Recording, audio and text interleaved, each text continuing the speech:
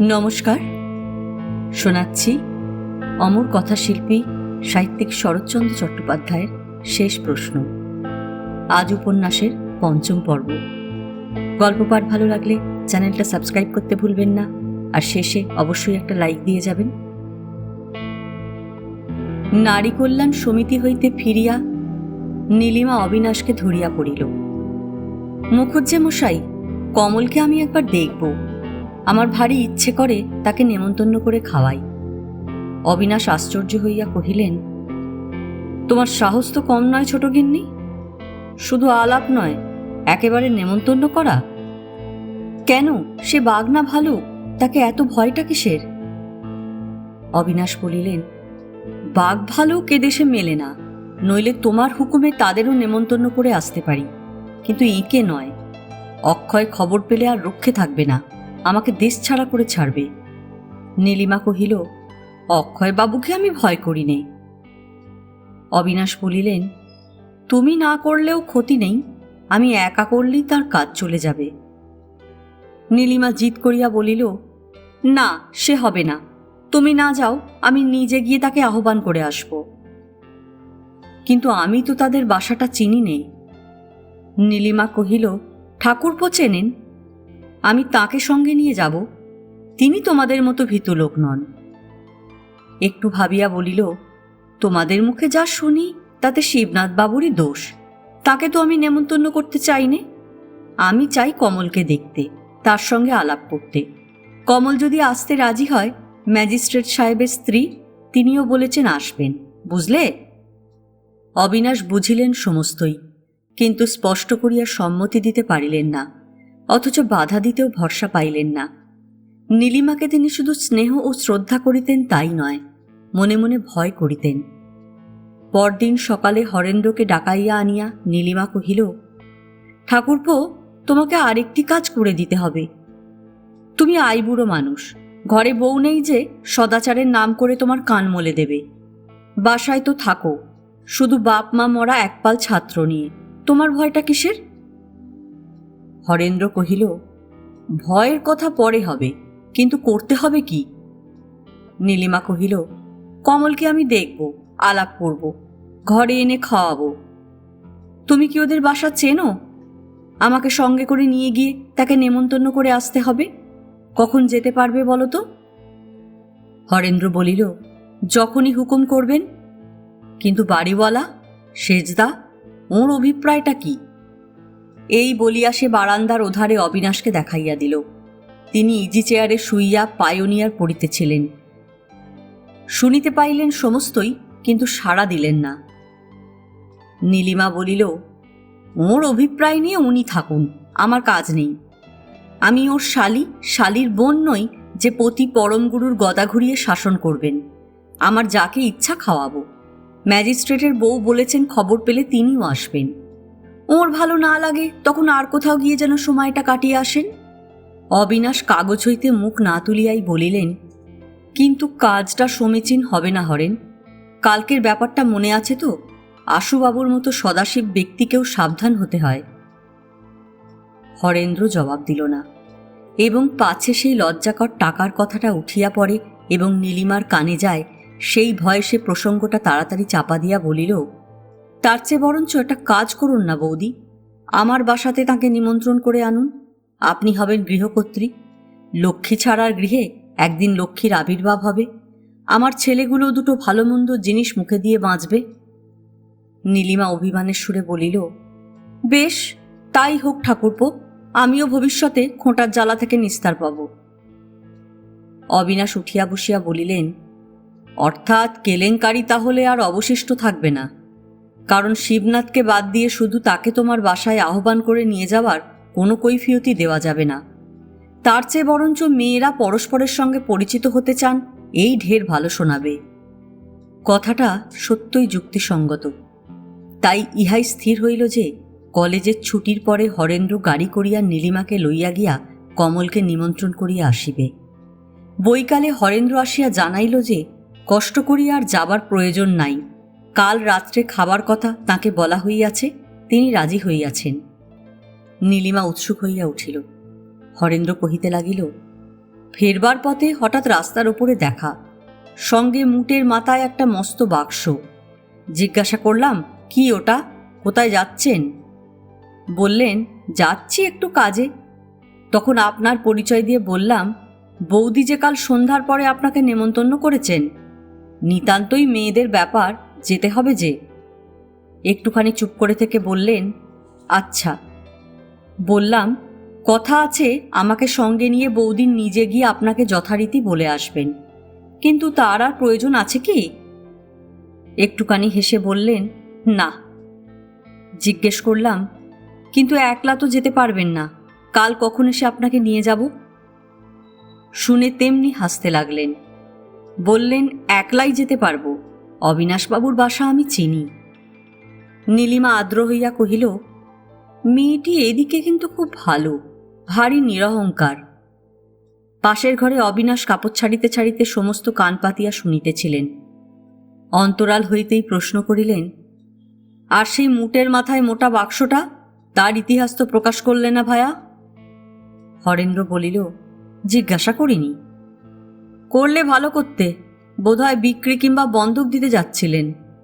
হরেন্দ্র কহিল, হতেও পারে, আপনার কাছে বন্ধক দিতে এলে ইতিহাসটা জেনে নেবেন। এই বলিয়া সে চলিয়া যাইতেছিল। হঠাৎ দ্বারের কাছে দাঁড়াইয়া ডাকিয়া কহিল, বৌদি, আপনাদের নারী কল্যাণ সমিতিতে অক্ষয়ের প্রবন্ধ শুনেছেন তো? আমরা লোকটাকে ব্রুট বলি, কিন্তু ও বেচারার আর একটুখানি ভণ্ডামি বুদ্ধি থাকলে সমাজে অনায়াসেই সাধু সজ্জন বলে চলে যেতে পারত। কি বলেন শেষদা, ঠিক না? অবিনাশ ঘরের মধ্য হইতে গর্জন করিয়া উঠিলেন, হ্যাঁ হে, নিত্যানন্দ শ্রী গৌরাঙ্গ মহাপ্রভু, এ বিষয়ে আর সন্দেহ নেই। বন্ধুবরকে কৌশলটা শিখিয়ে দাওগে যাও। চেষ্টা করব, কিন্তু চললাম বৌদি, কাল আবার যথাসময়ে হাজির হব। এই বলিয়া সে প্রস্থান করিল। নীলিমা উদ্যোগ আয়োজনে ত্রুটি রাখে নাই। মনোরমা গোড়া হইতেই কমলের অত্যন্ত বিরুদ্ধে। সে কোনো মতেই আসিবে না জানিয়া আশুবাবুদের কাহাকেও বলা হয় নাই। মালিনীকে খবর পাঠানো হইয়াছিল, কিন্তু হঠাৎ অসুস্থ হইয়া পড়ায় তিনি আসিলেন না। ঠিক সময়ে আসিল কমল, যানবাহনে নয়, একাকী পায়ে হাঁটিয়া আসিয়া উপস্থিত হইল। গৃহকর্ত্রী তাহাকে আদর করিয়া গ্রহণ করিল। অবিনাশ সম্মুখে দাঁড়াইয়াছিলেন। কমলকে তিনি অনেক দিন দেখেন নাই। আজ তাহার চেহারা ও জামা কাপড়ের প্রতি চাহিয়া আশ্চর্য হইলেন। দৈন্যের ছাপ তাহাতে অত্যন্ত স্পষ্ট করিয়া পড়িয়াছে। বিস্ময় প্রকাশ করিয়া প্রশ্ন করিলেন, রাত্রে একাকী হেঁটে এলে যে কমল? কমল বলিল, কারণ খুবই সাধারণ অবিনাশবাবু, বোঝা একটুও শক্ত নয়। অবিনাশ অপ্রতিভ হইলেন এবং তাহাই গোপন করিতে তাড়াতাড়ি বলিয়া উঠিলেন, না না, কি যে তুমি বলো, কাজটা ভালো হয়নি। কিন্তু ছোটগিন্নি, ইনি কমল, আর একটা নাম শিবানী। এঁকে দেখবার জন্যই এত ব্যস্ত হয়ে উঠেছিলে। এসো, বাড়ির ভেতরে গিয়ে বসবে, চলো। জোগাড় বোধহয় তোমার সমস্ত হয়ে গেছে, তাহলে অনর্থক দেরি করে লাভ হবে না। ঠিক সময় আবার ওর বাসায় ফিরে যাওয়া চাইতো। এ সকল উপদেশ ও জিজ্ঞাসাবাদের অনেকটাই বাহুল্য, উত্তরের আবশ্যকও হয় না, প্রত্যাশাও থাকে না। হরেন্দ্র আসিয়া কমলকে নমস্কার করিল, কহিল, অতিথিকে অভ্যর্থনা করে নেবার সময় জুটতে পারিনি বৌদি, ত্রুটি হয়ে গেছে। অক্ষয় এসেছিলেন, তাকে যথোচিত মিষ্টবাক্যে পরিতুষ্ট করে বিদায় দিতে বিলম্ব হল। এই বলিয়া সে হাসিতে লাগিল। ভিতরে আসিয়া কমল আহার্য দ্রব্যের প্রাচুর্য দেখিয়া মুহূর্তকাল নীরবে থাকিয়া কহিল, আমার খাওয়াই হয়েছে, কিন্তু এসব আমি খাইনি। সকলে ব্যস্ত হইয়া উঠিলে সে কহিল, আপনারা যাকে হবিষান্ন বলেন, আমি শুধু তাই খাই। শুনিয়া নীলিমা অবাক হইল, কহিল, সে কি কথা? আপনি হবিষ্যি খেতে যাবেন কিসের দুঃখে? কমল কহিল, সে ঠিক, দুঃখ নেই তা নয়, কিন্তু এসব খাইনে বলেই অভাবটাও আবার কম। আপনি কিছু মনে করবেন না। কিন্তু মনে না করিলে চলে না। নীলিমা ক্ষুণ্ণ হইয়া কহিল, না খেলে এত জিনিস যে আবার নষ্ট হবে। কমল হাসিল, কহিল, যা হবার তা হয়েছে, সে আর ফিরবে না, তার ওপর খেয়ে আবার নিজে নষ্ট হই কেন? নীলিমা কাতর হইয়া শেষ চেষ্টা করিয়া বলিল, শুধু আজকের মতো, কেবল একটা দিনের জন্যও কি নিয়ম ভঙ্গ করতে পারেন না? কমল মাথা নাড়িয়া বলিল, না। তাহার হাসি মুখের একটিমাত্র শব্দ শুনিলে হঠাৎ কিছুই মনে হয় না, কিন্তু ইহা দৃঢ়তা যে কত বড় তাহা পৌঁছিল হরেন্দ্রের কানে। শুধু সেই বুঝিল ইহার ব্যতিক্রম নাই। তাই গৃহকর্ত্রীর দিক হইতে অনুরোধের পুনরুক্তির সূত্রপাতেই সে বাধা দিয়া কহিল, থাক বৌদি, আর না। খাবার আপনার নষ্ট হবে না। আমার বাসার ছেলেদের এনে চেঁচে পুচে খেয়ে যাব, কিন্তু ওকে আর নয়, বরঞ্চ যা খাবেন তার জোগাড় করে দিন। নীলিমা রাগ করিয়া বলিল, তা দিচ্ছি, কিন্তু আমাকে আর সান্ত্বনা দিতে হবে না ঠাকুরপো, তুমি থামো। এ ঘাস নয় যে তোমার এক পাল ভেড়া নিয়ে এসে চড়িয়ে দেবে। আমি বরঞ্চ রাস্তায় ফেলে দেব, তবু তাদের খাওয়াবো না। হরেন্দ্র হাসিয়া কহিল, কেন, তাদের উপর আপনার রাগ কিসের? নীলিমা বলিল, তাদের জন্যই তো তোমার যত দুর্গতি। বাপ টাকা রেখে গেছেন, নিজে উপার্জন কম করো না। এতদিনে বউ এলে তো ছেলেপুলে ঘর ভরে যেত, এ হতভাগা কাণ্ড তো ঘটত না। নিজেও যেমন আইবুড়ো কার্তিক, দলটিও তৈরি হচ্ছে তারই উপযুক্ত। তাদের আমি কিছুতেই খাওয়াবো না, এই তোমাকে আমি বলে দিলাম, যাক আমার নষ্ট হয়ে। কমল বুঝিতে কিছুই পারিল না, আশ্চর্য হইয়া চাহিয়া রহিল। হরেন্দ্র লজ্জা পাইয়া কহিল, বৌদির অনেক দিন থেকে আমার উপরে নালিশ আছে, এ তারই শাস্তি। এই বলিয়া সে সংক্ষেপে জিনিসটা বিবৃত করিয়া কহিল, বাপ মা মরা নিরাশ্রয়ে গুটি কয়েক ছাত্র আছে আমার, তারা আমার কাছে থেকে স্কুল কলেজে পড়ে, তাদের ওপরেই ওর যত আক্রোশ। কমল অত্যন্ত বিস্ময়াপন্ন হইয়া কহিল, তাই নাকি? কই, এ তো এতদিন শুনিনি। হরেন্দ্র বলিল, শুনবার মতো কিছুই নয়, কিন্তু চরিত্রবান ভালো ছেলে তারা, তাদের আমি ভালোবাসি। নীলিমা ক্রুদ্ধ কণ্ঠে কহিল, বড় হয়ে তারা দেশোদ্ধার করবে, এই তাদের পণ, অর্থাৎ গুরুর মতো ব্রহ্মচারী হয়ে দিগ্বিজয়ী বীর হবে বোধ করি। হরেন্দ্র বলিল, যাবেন একবার তাদের দেখতে, দেখলে খুশি হবেন। কমল তৎক্ষণাৎ সম্মত হইয়া বলিল, আমি কালই যেতে পারি, যদি নিয়ে যান। হরেন্দ্র বলিল, না, কাল নয়, আর একদিন। আমাদের আশ্রমের রাজেন এবং সতীশ গেছে কাশী বেড়াতে, তারা ফিরে এলে আপনাকে নিয়ে যাব। আমি নিশ্চয় বলতে পারি তাদের দেখলে আপনি খুশি হবেন।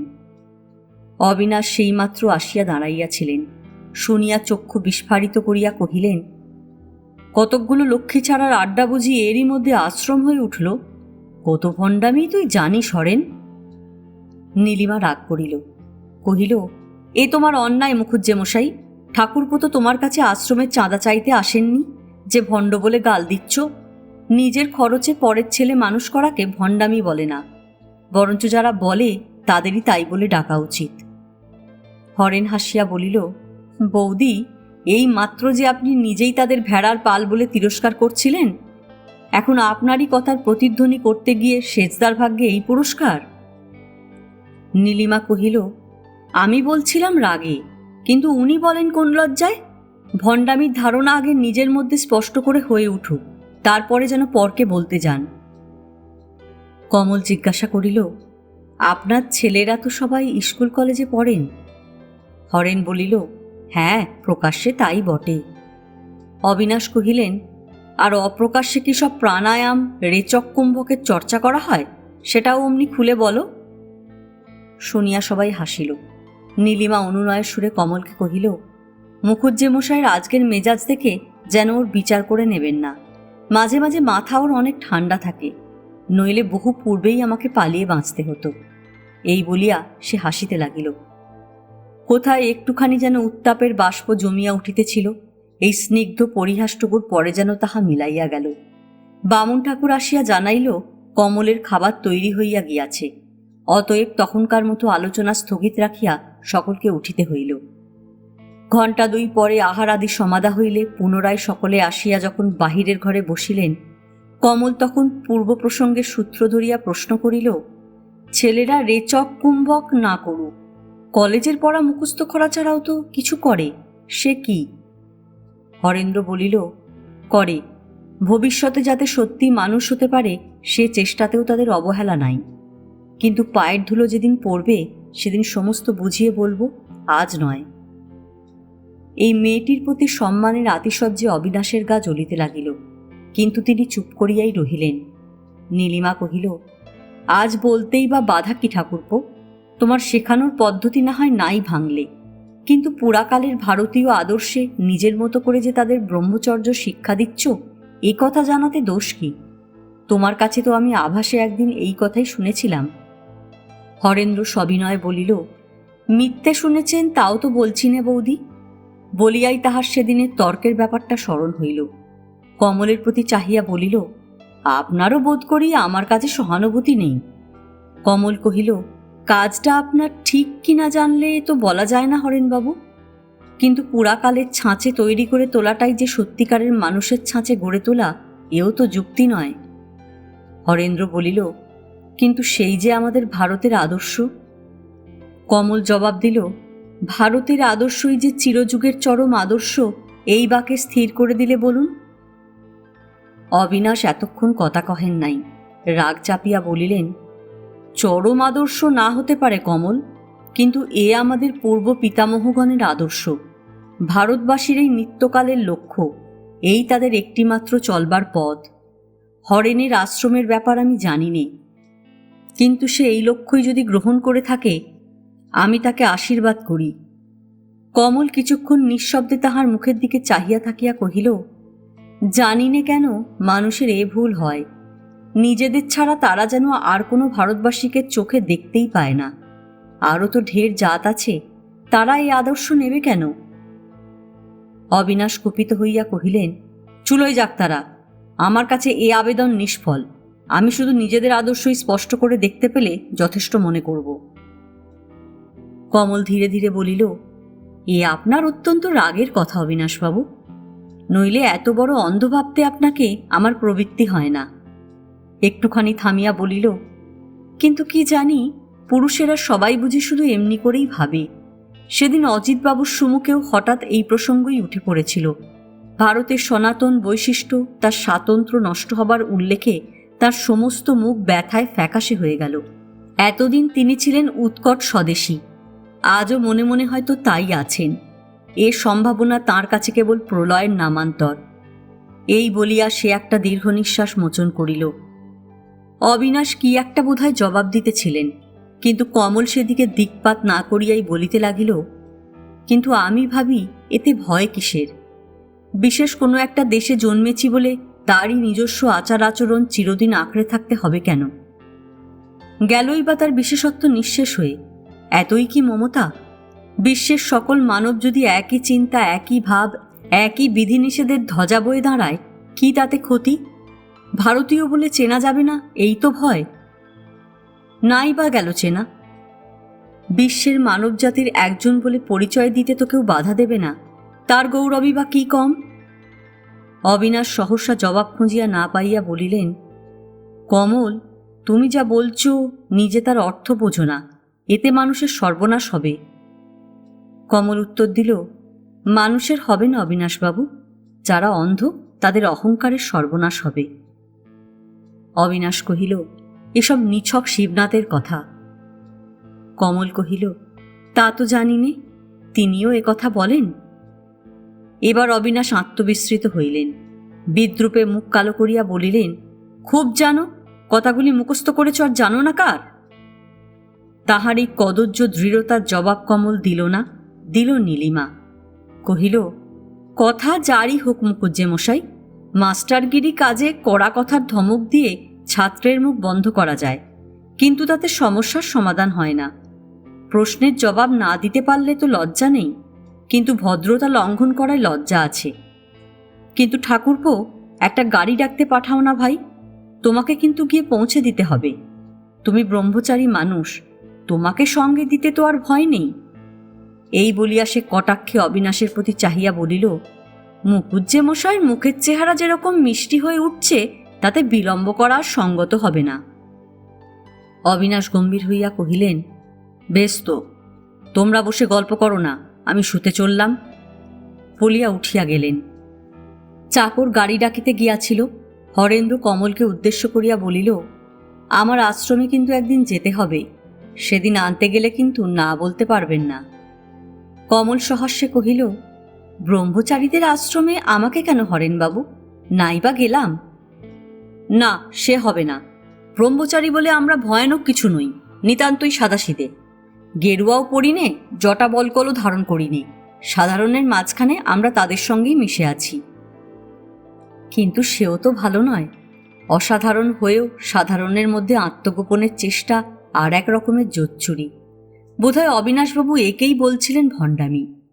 তার চেয়ে বরঞ্চ জটা বলকল গেরুয়া ঢের ভালো। তাতে মানুষকে চেনবার সুবিধে হয়, ঠকবার সম্ভাবনা কম থাকে। হরেন্দ্র কহিল, আপনার সঙ্গে তর্কে পারবার জো নেই, হটতেই হবে। কিন্তু বাস্তবিক আমাদের প্রতিষ্ঠানটিকে আপনি কি ভালো বলেন না? পারি আর না পারি, এর আদর্শ কত বড়। কমল কহিল, তা বলতে পারবো না হরেনবাবু। সমস্ত সংযমের মতো যৌন সংযমেও সত্য আছে, কিন্তু সে গৌণ সত্য। ঘটা করে তাকে জীবনের মুখ্য সত্য করে তুললে সে হয় আর এক ধরনের অসংযম। তার দণ্ড আছে, আত্মনিগ্রহের উগ্র দম্ভে আধ্যাত্মিকতা ক্ষীণ হয়ে আসে।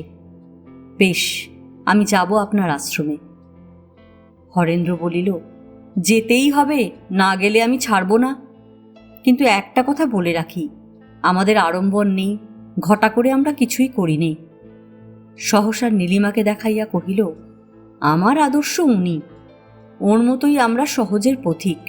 বৈধব্যের কোনো বাহ্য প্রকাশ ওতে নেই। বাইরে থেকে মনে হবে যেন বিলাস ব্যসনে মগ্ন হয়ে আছেন, কিন্তু জানি ওর দুঃসাধ্য আচার নিষ্ঠা, ওর কঠোর আত্মশাসন। কমল মৌন হইয়া রহিল। হরেন্দ্র ভক্তি ও শ্রদ্ধায় বিগলিত হইয়া বলিতে লাগিল, আপনি ভারতের অতীত যুগের প্রতি শ্রদ্ধা সম্পন্ন নন। ভারতের আদর্শ আপনাকে মুগ্ধ করে না। কিন্তু বলুন তো, নারীত্বের এত বড় মহিমা, এত বড় আদর্শ আর কোন দেশে আছে? এই গৃহের উনি গৃহিণী, সেজদার মা মরা সন্তানের উনি জননীর ন্যায়। এই বাড়ির সমস্ত দায়িত্ব ওর উপরে, অথচ কোনো স্বার্থ, কোনো বন্ধন নেই। বলুন তো, কোন দেশের বিধবারা এমন পরের কাজে আপনাকে বিলিয়ে দিতে পেরেছে? কমলের মুখ স্মিত হাস্যে বিকশিত হইয়া উঠিল। বলিল, এর মধ্যে ভালোটা কি আছে হরেনবাবু? অপরের গৃহের নিঃস্বার্থ গৃহিণী ও অপরের ছেলের নিঃস্বার্থ জননী হবার দৃষ্টান্ত হয়তো জগতে আর কোথাও নেই। নেই বলে অদ্ভুত হতে পারে, কিন্তু ভালো হয়ে উঠবে কিসের জোরে? শুনিয়া হরেন্দ্র স্তব্ধ হইয়া রহিল, এবং নীলিমা আশ্চর্য দুই চক্ষু মেলিয়া নির্নিমেষে তাহার মুখের প্রতি তাকাইয়া রহিল। কমল তাহাকেই লক্ষ্য করিয়া বলিল, বাক্যের ছটায় বিশেষণের চাতুর্যে লোকে একে যত গৌরবান্বিতই করে তুলুক, গৃহিণীপনার এই মিথ্যে অভিনয়ের সম্মান নেই। এ গৌরব ছাড়াই ভালো। হরেন্দ্র গভীর বেদনার সহিত কহিল, একটা সুশৃঙ্খল সংসার নষ্ট করে দিয়ে চলে যাবার উপদেশ এ তো আপনার কাছে কেউ আশা করে না। কমল বলিল, কিন্তু সংসার তো নিজের নয়, হলে এ উপদেশ দিতাম না। অথচ এমনি করেই কর্মভোগের নেশায় পুরুষেরা আমাদের মাতাল করে রাখে। তাদের বাহবার করা মদ খেয়ে চোখে আমাদের ঘোর লাগে। ভাবি, এই বুঝি নারী জীবনের সার্থকতা। আমাদের চা বাগানের হরিশবাবুর কথা মনে পড়ে। 16 বছরের ছোট বোনটির যখন স্বামী মারা গেল, তাকে বাড়িতে এনে নিজের একপাল ছেলে মেয়ে দেখিয়ে কেঁদে বললেন, লক্ষ্মী দিদি আমার, এখন এরাই তোর ছেলে মেয়ে। তোর ভাবনা কি বোন? এদের মানুষ করে এদের মায়ের মতো হয়ে এই বাড়ির সর্বেসর্বা হয়ে আজ থেকে তুই সার্থক হ, এই আমার আশীর্বাদ। হরিশবাবু ভালো লোক, বাগানময় তার ধন্য ধন্য পড়ে গেল। সবাই বললে লক্ষ্মীর কপাল ভালো। ভালো তো বটেই, শুধু মেয়ে মানুষই জানে এত বড় দুর্ভোগ, এত বড় ফাঁকি আর নেই। কিন্তু একদিন এই বিড়ম্বনা যখন ধরা পড়ে, তখন প্রতিকারের সময় বয়ে যায়। হরেন্দ্র কহিল, তারপরে? কমল বলিল, পরের খবর জানি নে হরেনবাবু। লক্ষ্মীর সার্থকতার শেষ দেখে আসতে পারিনি, আগেই চলে আসতে হয়েছিল। কিন্তু ওই যে আমার গাড়ি এসে দাঁড়ালো, চলুন পথে যেতে যেতে বলবো। নমস্কার। এই বলিয়া সে এক মুহূর্তে উঠিয়া দাঁড়াইল। নীলিমা নিঃশব্দে নমস্কার করিয়া দাঁড়াইয়া রহিল। তাহার দুই চক্ষের তারকা যেন অঙ্গারের মতো জ্বলিতে লাগিল। আশ্রম শব্দটা কমলের সম্মুখে হরেন্দ্রর মুখ দিয়া হঠাৎ বাহির হইয়া গিয়াছিল। শুনিয়া অবিনাশ যে ঠাট্টা করিয়াছিলেন সে অন্যায় হয় নাই। জন কয়েক দরিদ্র ছাত্র ওখানে থাকিয়া বিনা খরচায় স্কুলে পড়াশোনা করিতে পায়, ইহাই লোকে জানে। বস্তুত নিজের এই বাসস্থানটাকে বাহিরের লোকের কাছে অত বড় একটা গৌরবের পদবীতে তুলিয়া ধরার সংকল্প হরেন্দ্রর ছিল না। ও নিতান্তই একটা সাধারণ ব্যাপার এবং প্রথমে আরম্ভ হইয়াছিল সামান্যভাবে। কিন্তু এ সকল জিনিসের স্বভাবই এই যে দাতার দুর্বলতায় একবার জন্মগ্রহণ করিলে আর ইহাদের গতির বিরাম থাকে না। কঠিন আগাছার ন্যায় মৃত্তিকার সমস্ত রস নিঃশেষে আকর্ষণ করিয়া ডালে মূলে ব্যাপ্ত হইয়া পড়িতে ইহাদের বিলম্ব হয় না। হইলেও তাই, এ বিবরণটা প্রকাশ করিয়া বলি। হরেন্দ্রর ভাই বোন ছিল না। পিতা ওকালতি করিয়া অর্থ সঞ্চয় করিয়া গিয়াছিলেন। তাহার মৃত্যুর পরে সংসারে অবশিষ্ট ছিলেন শুধু হরেনের বিধবা মা। তিনিও পরলোক গমন করিলেন। ছেলের তখন লেখাপড়া সাঙ্গ হইল। অতএব আপনার বলিতে এমন কেহই আর রহিল না যে তাহাকে বিবাহের জন্য পেড়াপিড়ি করে কিংবা উদ্যোগ আয়োজন করিয়া পায়ে শৃঙ্খল পরায়। অতএব পড়া যখন সমাপ্ত হইল তখন নিতান্ত কাজের অভাবেই হরেন্দ্র দেশ ও দশের সেবায় আত্মনিয়োগ করিল। সাধুসঙ্গ বিস্তার করিল। ব্যাংকের জমানো সুদ বাহির করিয়া দুর্ভিক্ষ নিবারণী সমিতি গঠন করিল। বন্যা প্লাবনে আচার্যদেবের দলে ফিরিল। মুক্তি সঙ্গে মিলিয়া কানা খোঁড়া নুলো হাবা বোবা ধরিয়া আনিয়া সেবা করিল। নাম জাহির হইতেই দলে দলে ভালো লোকেরা আসিয়া তাহাকে বলিতে লাগিল, টাকা দাও, পরোপকার করি। বাড়তি টাকা শেষ হইয়াছে, পুঁজিতে হাত না দিলে আর চলে না। এমনি যখন অবস্থা তখন হঠাৎ একদিন অবিনাশের সঙ্গে তাহার পরিচয়। সম্বন্ধ যত দূরেরই হোক, পৃথিবীতে একটা লোকও যে তখনও বাকি আছে যাহাকে আত্মীয় বলা চলে, এ খবর সেই দিন সে প্রথম পাইল। অবিনাশদের কলেজে তখন মাস্টারি একটা খালি ছিল। চেষ্টা করিয়া সেই কর্মে তাহাকে নিযুক্ত করাইয়া সঙ্গে করিয়া আগ্রায় আনিলেন। এদেশে আসিবার ইহাই তাহার ইতিহাস। পশ্চিমের মুসলমানি আমলের প্রাচীন শহরগুলার সাবেককালের অনেক বড় বড় বাড়ি এখনো অল্প ভাড়ায় পাওয়া যায়। ইহারই একটা হরেন্দ্র জোগাড় করিয়া লইল। এই তাহার আশ্রম। কিন্তু এখানে আসিয়া যে কয়দিন সে অবিনাশের গৃহে অতিবাহিত করিল, তাহারই অবকাশে নীলিমার সহিত তাহার পরিচয়। এই মেয়েটি অচেনা লোক বলিয়া একটা দিনের জন্য আড়ালে থাকিয়া দাসী চাকরের হাত দিয়া আত্মীয়তা করিবার চেষ্টা করিল না। একেবারে প্রথম দিনটিতেই সম্মুখে বাহির হইল। কহিল, তোমার কখন কি চাই ঠাকুরপো, আমাকে জানাতে লজ্জা করো না। আমি বাড়ির গিন্নি নই, অথচ গিন্নিপোনার ভার পড়েছে আমার ওপর। তোমার দাদা বলছিলেন ভায়ার অযত্ন হলে মাইনে কাটা যাবে। গরিব মানুষের লোকসান করে দিও না ভাই, দরকারগুলো যেন জানতে পারি। হরেন কি যে জবাব দিবে খুঁজিয়া পাইল না। লজ্জায় সে এমনি জড়সড় হইয়া উঠিল যে এই মিষ্ট কথাগুলি যিনি অবলীলাক্রমে বলিয়া গেলেন তাহার মুখের দিকেও চাহিতে পারিল না। কিন্তু লজ্জা কাটিতেও তাহার দিন দুয়ের বেশি লাগিল না। ঠিক যেন না কাটিয়া উপায় নাই এমনি। এই রমণীর যেমন স্বচ্ছন্দ অনাড়ম্বর প্রীতি, তেমনি সহজ সেবা। তিনি যে বিধবা, সংসারে তাহার যে সত্যকার আশ্রয় কোথাও নাই, তিনিও যে এ বাড়িতে পর, এই কথাটাও একদিকে যেমন তাহার মুখের চেহারায়, তাহার সাজসজ্জায়, তাহার রহস্যমধুর আলাপ আলোচনায় ধরিবার জো নেই, তেমনি এইগুলাই যে তাহার সবটুকু নহে, এ কথাটাও না বুঝিয়া উপায়ান্তর নাই। বয়স নিতান্ত কম নহে, বোধ করিবা 30-এর কাছাকাছি গিয়া পৌঁছিয়াছে।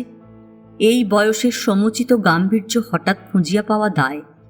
এমনি হালকা তাহার হাসি খুশির মেলা, অথচ একটুখানি মনোনিবেশ করিলেই স্পষ্ট বোঝা যায় এমন একটা অদৃশ্য আবেষ্টন তাহাকে অহর্নিশি ঘিরিয়া আছে, যাহার ভিতরে প্রবেশের পথ নাই। বাটির দাসী চাকরেরাও না, বাটির মনিবেরও না। এই গৃহে এই আবহাওয়ার মাঝখানেই হরেন্দ্রর সপ্তাহ 2 কাটিয়া গেল। হঠাৎ একদিন সে আলাদা ভাষা ভাড়া করিয়াছে শুনিয়া নীলিমা ক্ষুণ্ণ হইয়া কহিল, এত তাড়াতাড়ি করতে গেলে কেন ঠাকুরপো? এখানে কি এমন তোমার আটকাচ্ছিল? হরেন্দ্র সলজ্জে কহিল, একদিন তো যেতেই হতো বৌদি। নীলিমা জবাব দিল, তা হয়তো হতো, কিন্তু দেশ সেবার নেশার ঘোর তোমার এখনো চোখ থেকে কাটেনি ঠাকুরপো। আরও দিন কতক না হয় বৌদির হেফাজতেই থাকতে। হরেন্দ্র বলিল, তাই থাকবো বৌদি, এই তো মিনিট 10 পথ, আপনার দৃষ্টি এড়িয়ে যাব কোথায়? অবিনাশ ঘরের মধ্যে বসিয়া কাজ করিতেছিলেন। সেইখান হইতেই কহিলেন, যাবে জাহান্নামে? অনেক বারণ করেছিলাম, হরেন যাস নে আর কোথাও, এইখানে থাক। কিন্তু সে কি হয়? ইজ্জত বড় না দাদার কথা বড়? যাও নতুন আড্ডায় গিয়ে দরিদ্র নারায়ণের সেবা চড়াও গে। ছোট গিন্নি, ওকে বলা বৃথা, ও হলো চড়কের সন্ন্যাসী। পিঠ ফুঁড়ে ঘুরতে না পেলে ওদের বাঁচাই মিথ্যে। নূতন বাসায় আসিয়া হরেন্দ্র চাকর বামুন রাখিয়া অতিশয় শান্তশিষ্ট নিরীহ মাস্টারের ন্যায় কলেজের কাজে মন দিল। প্রকাণ্ড বাড়িতে অনেক ঘর, গোটা 2 ঘর ছাড়া বাকি সমস্তই পড়িয়া রহিল। মাসখানেক পরে এই শূন্য ঘরগুলা তাহাকে পীড়া দিতে লাগিল। ভাড়া দিতে হয়, অথচ কাজে লাগে না। অতএব পত্র গেল রাজেনের কাছে। সে ছিল তাহার দুর্ভিক্ষ নিবারণী সমিতির সেক্রেটারি। দেশোদ্ধারে আগ্রহাতিশয্যে বছর 2 অন্তরীণ থাকিয়া মাস 5-6 ছাড়া পাইয়া সাবেক বন্ধুবান্ধবগণের সন্ধানে ফিরিতেছিল। হরেনের চিঠি এবং ট্রেনের মাসুল পাইয়া তৎক্ষণাৎ চলিয়া আসিল। হরেন্দ্র কহিল, দেখি যদি তোমার একটা চাকরি বাকরি করে দিতে পারি। রাজেন বলিল, আচ্ছা। তাহার পরম বন্ধু ছিল সতীশ। সে কোনো মতে অন্তরীণের দায় এড়াইয়া মেদিনীপুর জেলার কোনো একটা গ্রামে বসিয়া ব্রহ্মচর্যাশ্রম খুলিবার চেষ্টায় ছিল। রাজেনের পত্র পাওয়ার সপ্তাহকালের মধ্যেই তাহার সাধু সংকল্প মুলতবি রাখিয়া আগ্রায় আসিয়া উপস্থিত হইল। এবং একাকী আসিল না, অনুগ্রহ করিয়া গ্রাম হইতে একজন ভক্তকে সঙ্গ করিয়া আনিল। সতীশ এ কথা যুক্তি ও শাস্ত্রবচনের জোরে নির্বিশেষে প্রতিপন্ন করিয়া দিল যে ভারতবর্ষই ধর্মভূমি, মুনি ঋষিরাই ইহার দেবতা। আমরা ব্রহ্মচারী হইতে ভুলিয়া গিয়াছি বলিয়াই আমাদের সব গিয়াছে। এ দেশের সহিত জগতের কোনো দেশের তুলনা হয় না, কারণ আমরাই ছিলাম একজন জগতের শিক্ষক, আমরাই ছিলাম মানুষের গুরু। সুতরাং বর্তমানে ভারতবাসীর একমাত্র করণীয় গ্রামে গ্রামে নগরে নগরে অসংখ্য ব্রহ্মচর্যাশ্রম স্থাপন করা। দেশোদ্ধার যদি কখনো সম্ভব হয় তো এই পথেই হইবে। শুনিয়া হরেন্দ্র মুগ্ধ হইয়া গেল। সতীশের নাম সে শুনিয়াছিল, কিন্তু পরিচয় ছিল না। সুতরাং এই সৌভাগ্যের জন্য সে মনে মনে রাজেনকে ধন্যবাদ দিল, এবং ইতিপূর্বে যে তাহার বিবাহ হইয়া যায় নাই, এই জন্য সে আপনাকে ভাগ্যবান জ্ঞান করিল। সতীশ সর্ববাদী সম্মত ভালো ভালো কথা জানিত। কয়েকদিন ধরিয়া সেই আলোচনাই চলিতে লাগিল। এই পুণ্যভূমির মুনি ঋষিদের আমরাই বংশধর, আমাদেরই পূর্ব পিতামহগণ একদিন জগতের গুরু ছিলেন, অতএব আর একদিন গুরুগিরি করিবার আমরাই উত্তরাধিকারী। আর্য রক্ত সম্ভূত কোন পাষণ্ড ইহার প্রতিবাদ করিতে পারে? পারে না, এবং পারিবার মতো দুর্মতিপরায়ণ লোকও কেহ সেখানে ছিল না। হরেন্দ্র মাতিয়া উঠিল, কিন্তু ইহা তপস্যা এবং সাধনার বস্তু বলিয়া সমস্ত ব্যাপারটাই সাধ্যমতো গোপনে রাখা হইতে লাগিল। কেবল রাজেন ও সতীশ মাঝে মাঝে দেশে গিয়া ছেলে সংগ্রহ করিয়া আনিতে লাগিল। যাহারা বয়সে ছোট তাহারা স্কুলে প্রবেশ করিল, যাহারা সে শিক্ষায় উত্তীর্ণ হইয়াছে তাহারা হরেন্দ্রর চেষ্টায় কোনো একটা কলেজে গিয়া ভর্তি হইল। এই রূপে অল্পকালেই প্রায় সমস্ত বাড়িটাই নানা বয়সের ছেলের দলে পরিপূর্ণ হইয়া উঠিল।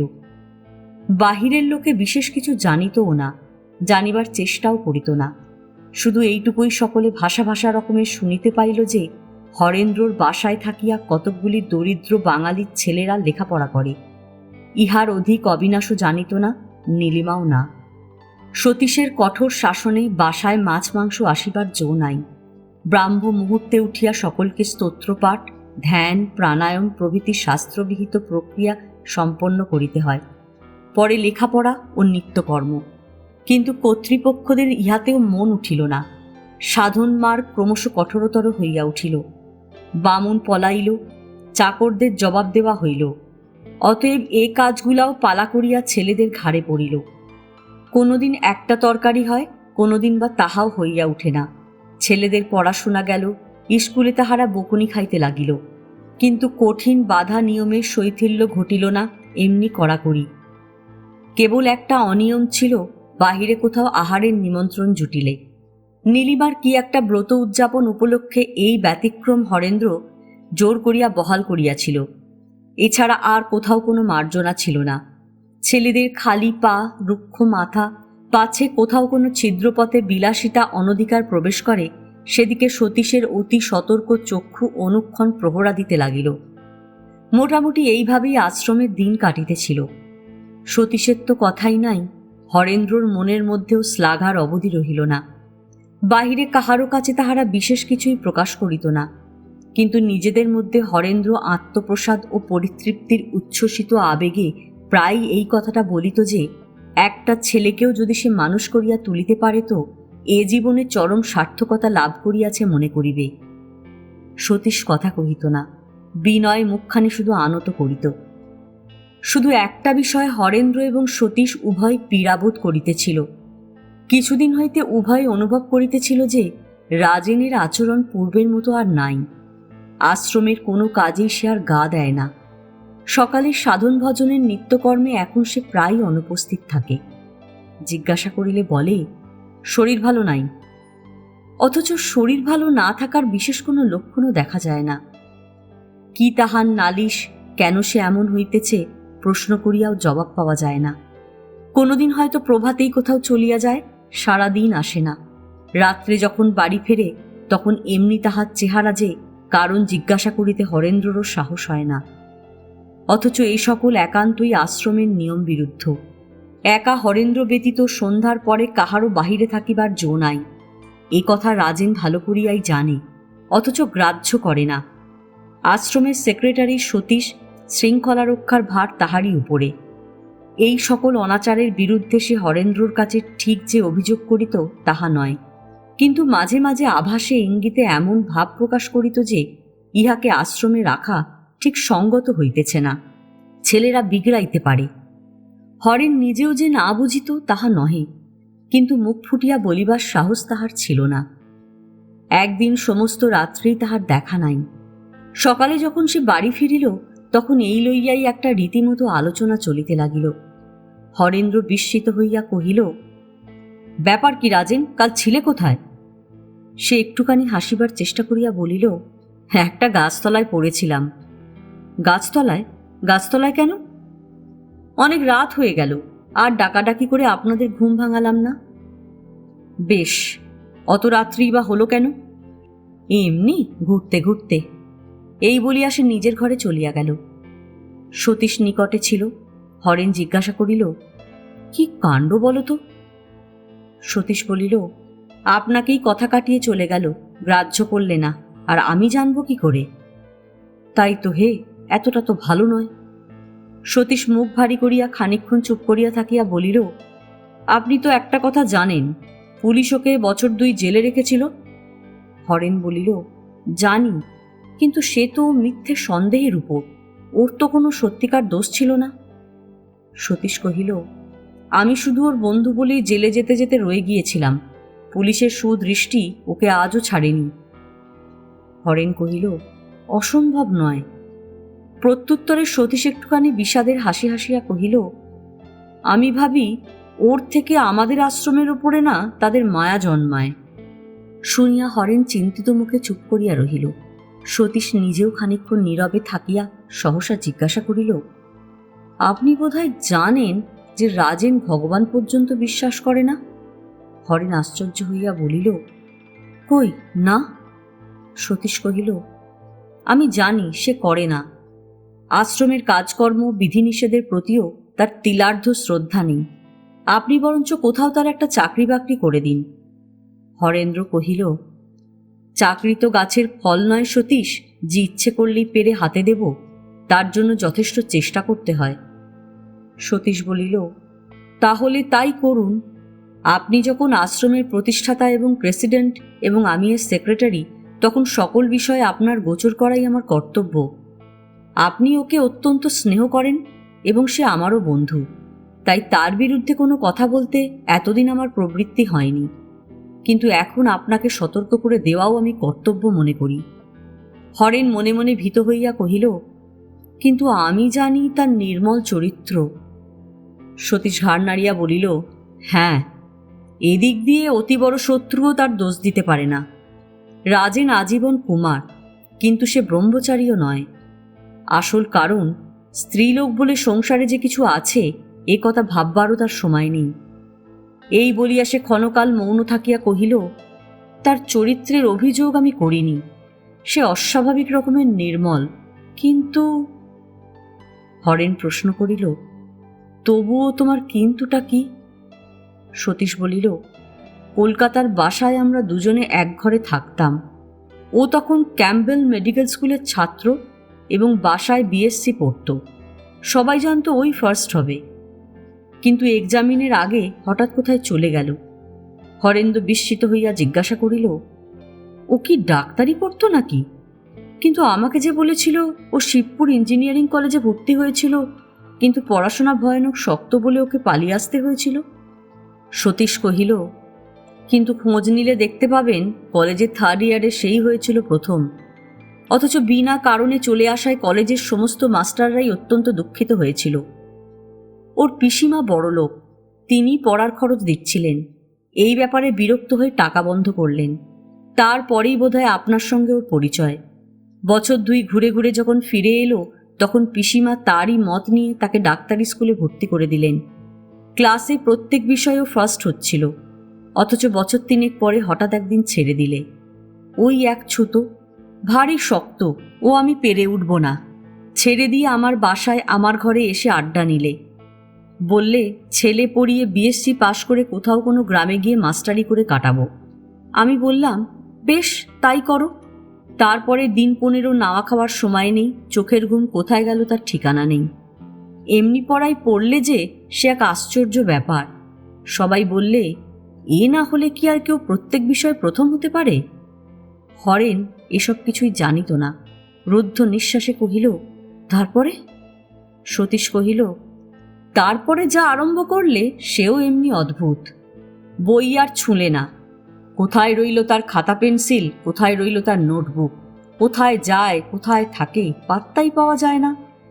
যখন ফিরে আসে তার চেহারা দেখলে ভয় হয়, যেন এতদিনও স্নানাহার পর্যন্ত ছিল না। তারপরে একদিন পুলিশের দলবল এসে সকাল থেকে বাড়িময় যেন দক্ষযজ্ঞ শুরু করলে। এটা ফেলে, সেটা ছড়ায়, ওটা খোলে, একে ধমকায়, তাকে আটকায়। সে বস্তু চোখে না দেখলে অনুধাবন করবার জো নেই। বাসার সবাই কেরানি, ভয়ে দুজনের সর্দিকর্মী হয়ে গেল।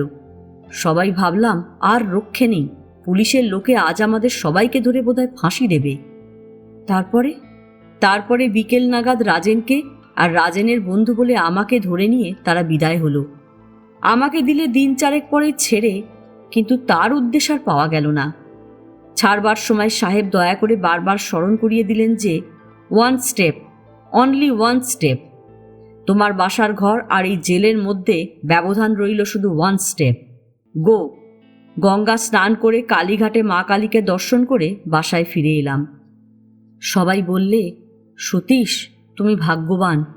অফিসে গেলাম, সাহেব ডেকে পাঠিয়ে 2 মাসের মাইনে হাতে দিয়ে বললেন, গো।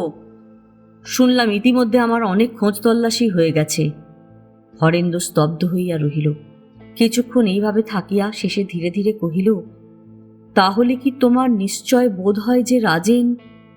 সতীশ মিনতিস্বরে বলিল, আমাকে জিজ্ঞাসা করবেন না, সে আমার বন্ধু।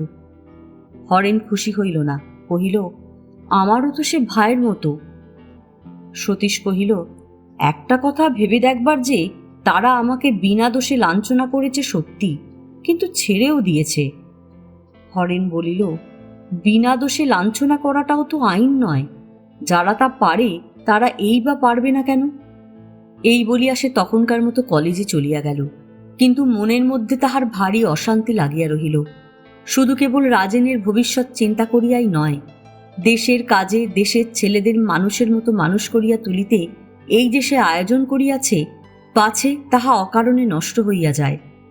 হরেন স্থির করিল, ব্যাপারটা সত্য হোক বা মিথ্যা হোক, পুলিশের চক্ষু অকারণে আশ্রমের প্রতি আকর্ষণ করিয়া আনা কোনো মতেই সমীচীন নয়।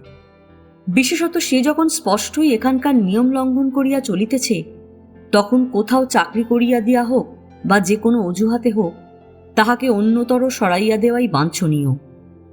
ইহার দিন কয়েক পরেই মুসলমানদের কি একটা পর্ব উপলক্ষে দুদিনের ছুটি ছিল। সতীশ কাশী যাইবার অনুমতি চাহিতে আসিল। আগ্রা আশ্রমের অনুরূপ আদর্শে ভারতের সর্বত্র প্রতিষ্ঠান গড়িয়া তুলিবার বিরাট কল্পনা হরেন্দ্রের মনের মধ্যে ছিল এবং এই উদ্দেশ্যেই সতীশের কাশী যাওয়া। শুনিয়া রাজেন আসিয়া কহিল, হরেন্দা, ওর সঙ্গে আমিও দিন কত বেরিয়ে আসি গে। হরেন বলিল, তার কাজ আছে বলে সে যাচ্ছে। রাজেন বলিল, আমার কাজ নেই বলেই যেতে চাচ্ছি, যাবার গাড়ি ভাড়ার টাকাটা আমার কাছে আছে। হরেন জিজ্ঞাসা করিল, কিন্তু ফিরে আসবার? রাজেন চুপ করিয়া রহিল। হরেন বলিল, রাজেন, কিছুদিন থেকে তোমাকে একটা কথা বলি বলি করেও বলতে পারিনি। রাজেন একটুখানি হাসিয়া কহিল, বলবার প্রয়োজন নেই হরেন্দা, সে আমি জানি। এই বলিয়া সে চলিয়া গেল। রাত্রির গাড়িতে তাহাদের যাইবার কথা। বাসা হইতে বাহির হইবার কালে হরেন্দ্র দ্বারের কাছে দাঁড়াইয়া হঠাৎ তাহার হাতের মধ্যে একটা কাগজের মোড়ক গুঁজিয়া দিয়া চুপি চুপি বলিল, ফিরে না এলে বড় দুঃখ পাব রাজেন, এবং বলিয়াই চক্ষের পলকে নিজের ঘরে গিয়া প্রবেশ করিল। ইহার দিন 10 পরে দুজনেই ফিরিয়া আসিল। হরেনকে নিভৃতে ডাকিয়া সতীশ প্রফুল্ল মুখে কহিল, আপনার সেদিনের ওইটুকু বলাতেই কাজ হয়েছে হরেনবাবু। কাশীতে আশ্রম স্থাপনের জন্য এই কদিন রাজেন অমানসিক পরিশ্রম করেছে। হরেন কহিল, পরিশ্রম করলে তো সে অমানসিক পরিশ্রমই করে সতীশ। হ্যাঁ, তাই সে করেছে, কিন্তু এর শিকিবাক পরিশ্রমও যদি সে আমাদের এই নিজেদের আশ্রমটুকুর জন্য করত। হরেন আশান্বিত হইয়া বলিল, করবে হে সতীশ, করবে। এতদিন বোধ করি ও ঠিক জিনিসটি ধরতে পারেনি। আমি নিশ্চয় বলছি, তুমি দেখতে পাবে এখন থেকে ওর কর্মের আর অবধি থাকবে না। সতীশ নিজেও সেই ভরসাই করিল। হরেন বলিল, তোমাদের ফিরে আসার অপেক্ষায় একটা কাজ স্থগিত আছে। আমি মনে মনে কি স্থির করেছি জানো? আমাদের আশ্রমের অস্তিত্ব এবং উদ্দেশ্য গোপন রাখলে আর চলবে না। দেশের এবং দশের সহানুভূতি পাওয়া আমাদের প্রয়োজন। এর বিশিষ্ট কর্মপদ্ধতি সাধারণ্যে প্রচার করা আবশ্যক। সতীশ সন্দিগ্ধ কণ্ঠে কহিল, কিন্তু তাতে কি কাজে বাধা পাবে না? হরেন বলিল, না, এই রবিবারে আমি কয়েকজনকে আহ্বান করেছি, তারা দেখতে আসবেন। আশ্রমের শিক্ষা, সাধনা, সংযম ও বিশুদ্ধতার পরিচয় সেদিন যেন আমরা তাদেরকে মুগ্ধ করে দিতে পারি। তোমার ওপরেই সমস্ত দায়িত্ব। সতীশ জিজ্ঞাসা করিল, কে কে আসবেন? হরেন বলিল, অজিতবাবু, অবিনাশদা, বউ ঠাকুরুন। শিবনাথবাবু সম্প্রতি এখানে নেই, শুনলাম জয়পুরে গেছেন কার্যোপলক্ষে, কিন্তু তাঁর স্ত্রী কমলের নাম বোধ করি শুনেছ, তিনিও আসবেন, এবং শরীর সুস্থ থাকলে হয়তো আশুবাবুকেও ধরে আনতে পারবো। জানো তো, এরা কেউ যেসে লোক নন। সেদিন এদের কাছ থেকে যেন আমরা সত্যিকারের শ্রদ্ধা আদায় করে নিতে পারি, সে ভার তোমার। সতীশ সবিনয়ে মাথা নত করিয়া কহিল, আশীর্বাদ করুন, তাই হবে। আজ এ পর্যন্তই। উপন্যাসের 6ষ্ঠ পর্ব নিয়ে অন্যদিন আসবো। গল্প পাঠ ভালো লাগলে লাইক, শেয়ার, কমেন্টস করতে ভুলবেন না। এখনও যারা আমার চ্যানেলটা সাবস্ক্রাইব করেননি তাদের সকলের কাছে অনুরোধ রইল, প্লিজ আমার চ্যানেলটা সাবস্ক্রাইব করে নেবেন। পাশে যে বেল নোটিফিকেশনটা আছে সেটা অবশ্যই প্রেস করে দেবেন। আজকের মতন নমস্কার।